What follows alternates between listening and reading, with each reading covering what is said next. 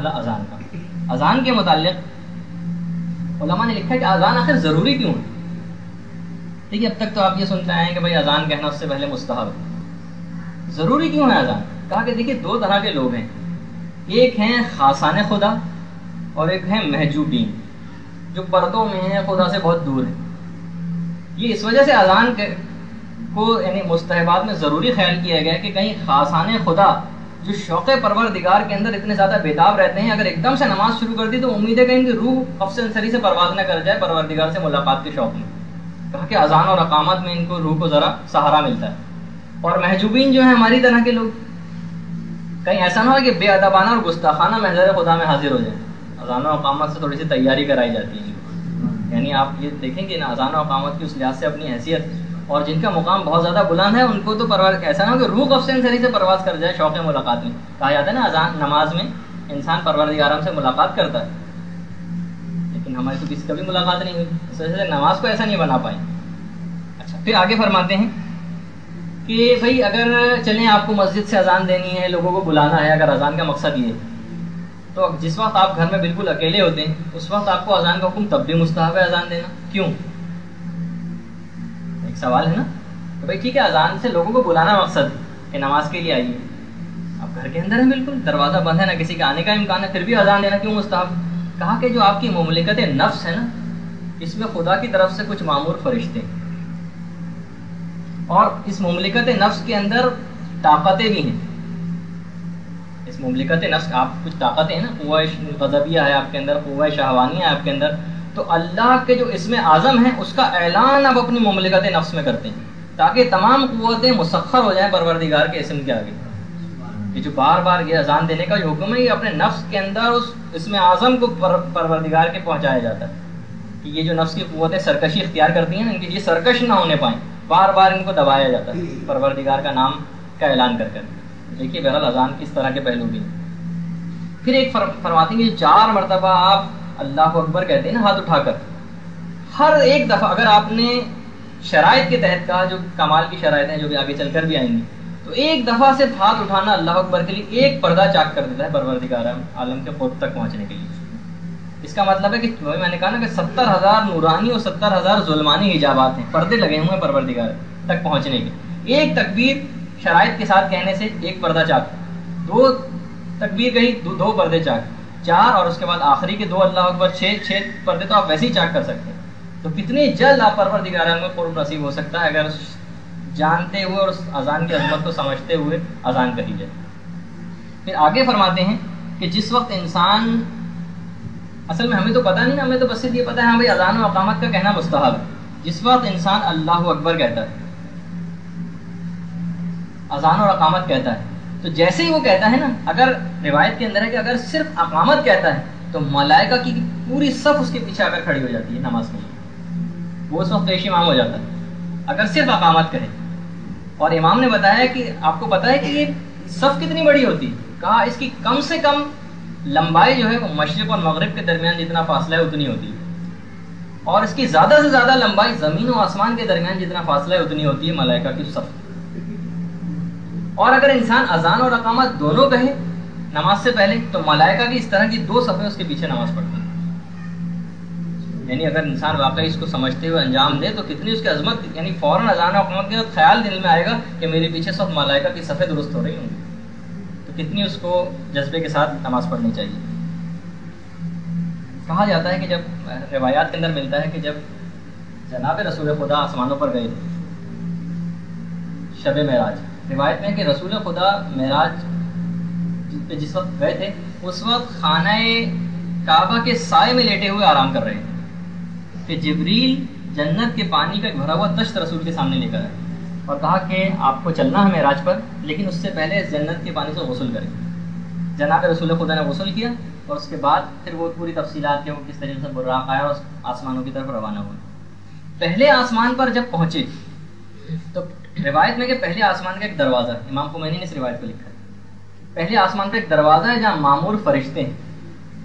فرشتوں نے جب وہ پہلے آسمان کا دروازہ کھولا اور جناب رسول خدا اور جبریل وہاں پر پہنچے تو جناب رسول خدا کا نور دیکھ کر فرشتوں نے ایک نعرہ بلند کیا اور کہا کہ اچھا اب دیکھیے روایات کے اندر جو جملہ ہے وہ کوٹ کر رہا ہوں، دو خدا ہیں، ایک زمین میں ایک آسمان میں، اور یہ نور ہمارے پروردگار عالم کے نور سے کس قدر مشابہ ہے۔ اس وقت جبریل نے اللہ اکبر تکبیر بلند کی، 4 مرتبہ اللہ اکبر کا۔ یہ وہ واقعہ ہے کہ امام معصوم ایک مجلس میں تشریف فرما تھے اور وہاں اذان کی ابتدا کے متعلق گفتگو ہونے لگی، تو امام نے پوری یہ حدیث اور یہ والا واقعہ سنایا۔ سبحان اللہ۔ تو جب پہلا آسمان کے اوپر جناب رسول خدا پہنچے تو فرشتوں نے کہا، جس وقت اللہ اکبر 4 مرتبہ جبریل نے کہا، فرشتے سمجھ گئے کہ نہیں یہ پروردگار عالم کا نور نہیں ہے، بلکہ ایک جملہ ہے روایت کے اندر کہ فرشتے مایوس ہو گئے، یہ پروردگار عالم کا نور نہیں ہے۔ پہلا آسمان فتح ہو گیا، اب جناب رسول خدا دوسرے آسمان پر گئے، دوسرے آسمان پر بھی یہ واقعہ پیش آیا۔ روایت میں جملہ ہے کہ فرشتے جو ہے وہ رسول خدا کے نور کو دیکھ کر گرتے پڑتے جا رہے تھے، تاب نہیں لا پا رہے تھے جناب رسول خدا کے نور کی۔ اس وقت جبریل نے آواز دی، اشہد ان لا الہ الا اللہ، اشہد ان لا الہ الا اللہ۔ اس کے بعد تیسرے آسمان کے اوپر جناب رسول خدا پہنچے، وہاں بھی یہ واقعہ پیش آیا۔ پھر جبریل نے کہا اشہد ان محمد الرسول اللہ، اشہد ان محمد الرسول اللہ۔ پھر جب چوتھے آسمان میں پہنچے، اب تمام فرشتوں کو پتہ چل گیا تھا کہ جناب رسول خدا تشریف لائیں۔ جیسے ہی فرشتوں کو پتہ چلا، اب روایت کا جملہ ہے کہ سارے فرشتے آ کر رسول خدا کو سلام کرنے لگے اور امیر المومنین کی خیریت دریافت کرنے لگے۔ سبحان اللہ، اللہم صلی علی محمد۔ درود بھیجیے کہ اذان کی ابتدا کیسے ہوئی، کس طریقے سے اذان کی یعنی تاریخ کیا ہے۔ تو بہرحال یہ ایک اچھا، پھر خود ایک موقع پر جناب حضرت بلال، ایک دفعہ حضرت عمر ان سے ٹکرا گئے اور کہنے لگے کہ کیا وجہ ہے کہ جب ابو بکر نماز پڑھاتے ہیں تو بلال تم ان کے لیے اذان نہیں دیتے، جبکہ ابو بکر نے ہی تمہیں آزاد کروایا تھا۔ اچھا، حضرت ابو بکر نے پیسے دے کے بلال کو غلامی سے آزاد کروایا تھا۔ بلال نے کہا یہ بات بتاؤ کہ ابو بکر نے جو مجھے آزاد کروایا تھا کہ پروردگار عالم کی وجہ سے آزاد کروایا تھا؟ اگر پروردگار عالم کی وجہ سے آزاد کروایا تھا تو اس کا عوض مجھ سے نہ طلب کریں، اور اگر بس یہ کہ میری وجہ سے آزاد کروایا تھا تو ٹھیک ہے، میں دوبارہ ان کے غلامی میں آنے کو تیار ہوں، لیکن میں کسی ایسے شخص کی جماعت کے لیے اذان دینے کو تیار نہیں ہوں جس کو رسول خدا نے خلیفہ نہ بنایا۔ تو بہرحال اچھا، اب دیکھیے علماء نے لکھا ہے کہ بلال جناب رسول خدا کے پارلیمنٹ کے اسپیکر سمجھا جائے ان کو، یعنی اسلام کے اندر اس قسم کی کوئی ریسٹرکشن نہیں ہے کہ ذات اور برادری کے حوالے سے یا مثلا معاشرتی مقام اور مرتبے کے حوالے سے۔ آخری زمانے کی جو روایتیں ہیں اس کے اندر ہے کہ اذان کو اتنا حقیر سمجھ لیا جائے گا کہ بہت پست لوگوں کو اذان کہنے کے لیے مقرر کیا جائے گا۔ باقاعدہ نہیں دیکھتے کہ امپلائی مقرر کی جاتے ہیں مسجدوں میں جن کے نہ کوئی معاشرے کے، یعنی اتنا حقیر نماز کو اذان کو سمجھا جائے گا۔ اور جب آخرت میں تمام کے تمام لوگ پہنچیں گے اور اس وقت جب سب کے چہرے شرم سے جھکے ہوئے ہوں گے، اس وقت صرف اذان کہنے والوں کے چہرے سر بلند ہوں۔ اس حد تک اذان کی اپنی اہمیت ہے۔ اچھا، علماء نے ایک اور عرفانی اذان سے ریلیٹڈ ایک بات آ گئی بیچ میں، بات یاد آ گئی، کہا کہ دیکھیے جب آپ اذان نماز کے اندر کیا ہے معراج مومن، سفر ایک آپ کرتے ہیں۔ اچھا دیکھیے، سفر کب آپ کو مسافر کہا جاتا ہے؟ فقہی کتابوں کے اندر نہیں ملتا کہ جناب آپ شہر کی جو دیواریں ہیں وہ نظر آنی بند ہو جائیں، شہر کی مسجدوں کی اذانوں کی آواز آنی بند ہو جائے۔ تو کہا کہ آپ کو علماء نے لکھا، علماء عرفان نے کہا آپ کو مسافر اللہ اس وقت کہا جائے گا کہ جب خود خواہی کے شہر کی دیواریں نظر آنا بند ہو جائیں اور اپنی خود خواہی کے اظہار کی آوازیں اذان آنی بند ہو جائیں۔ انسان کیا نا اپنے آپ کو کچھ نہ کچھ سمجھتا ہے ہر آدمی، جب تک کچھ انانیت کچھ اس کے اندر باقی، خود خواہی کے اظہار کی آوازیں اذان کان میں جب تک آپ کے آنا بند نہ ہو جائے، جب تک آپ کو مسافر اللہ نہیں کہا جا سکتا۔ آپ نے سفر کیا ہی نہیں، آپ وہیں کے وہیں کھڑے ہوئے ہیں۔ تو تکبر سے اپنے آپ کو بچانا یہ تو بالکل اتنا لازمی اور ضروری سو میں قاتل ہے کسی بھی عبادت کے، کسی بھی عنوان سے انسان کے اندر اگر کوئی تکبر پایا جائے اسے راہ خدا کا مسافر کہا ہی نہیں جا سکتا۔ آگے فرماتے ہیں، اچھا کہا یہ بھی جاتا ہے، ایک روایت میں ہے کہ واحد ایک اذان ایسا کلمہ ہے زمین والوں کا جسے آسمان والے سنتے ہیں، ورنہ زمین کی کوئی آپ ہم جو باتیں کر رہے ہیں وہ آسمان والوں تک نہیں پہنچتی، صرف اذان ایک ایسا کلمہ ہے جو آواز وہاں تک پہنچتی ہے۔ اور علماء نے ایک چیز اور تاکید لکھی ہے اور یہ بہرحال عمل کے اعتبار سے بھی بہت بہترین ہے۔ علماء نے لکھا ہے کہ اذان جس وقت گھر میں کوئی بیماری ہو اس وقت بآواز بلند اذان کہنے کی بہت تاکید آئی. تو اگر کبھی ایسا موقع پیش آ جائے گھر میں کوئی بیماری، گھر میں اذان دیں بلند آواز سے، تو دیکھیں بیماری کیسے دور ہوتی ہے. گناہوں کی بیماری میں گرفتار سب سے پہلے تو یہ. پھر کہا جاتا ہے کہ جس وقت بھی اذان جب ہو نا، تو قیامت کے روز منادی کا تصور کریں. ایک منادی کی ندا دے گا اور سب کے سب لوگ میدان قیامت میں جمع کیے جائیں گے.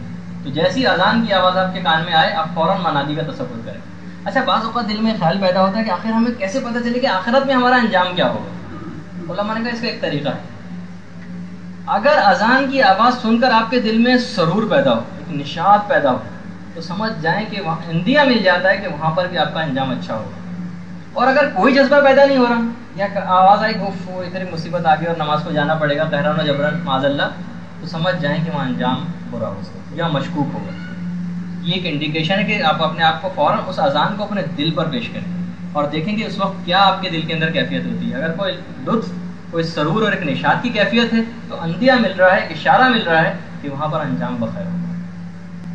اچھا، جس وقت آپ، علماء نے لکھا ہے، جس وقت آپ شہادت دیتے ہیں نا، اشہد ان لا الہ، کہا کہ شہادت دے کے کس کو کہا جاتا ہے؟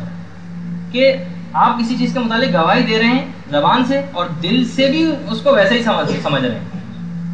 کہا جاتا ہے کہ وہ اس کو منافق کہا جائے گا کہ زبان سے تو شہادت دیں اور دل سے اس کے برخلاف عمل کر رہے ہیں.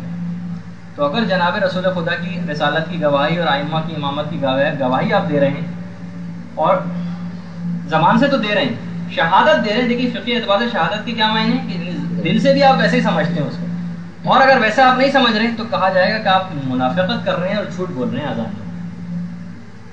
اگر عمل آپ کا برخلاف ہے، ان کی سیرت کی پیروی نہیں کر پا رہے جن کی آپ شہادت دے رہے ہیں، تو اس کا مطلب ہے کہ نفاق پایا جاتا ہے.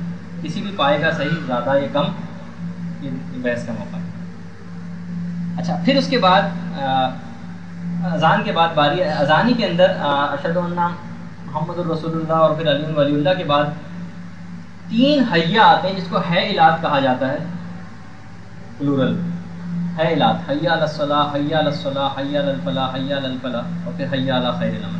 کہا جاتا ہے کہ جب اللہ اکبر کے بعد اور خدا کی جو وحدانیت ہے اس کی گواہی دینے کے بعد اور جناب رسول خدا کی رسالت کی گواہی اور مولا کائنات کی امامت کی گواہی جب آپ دے لیتے ہیں، تو اس کے بعد اب محضر خدا میں ان گواہیوں کے ساتھ اپنے آپ کو پیش کرتے ہیں.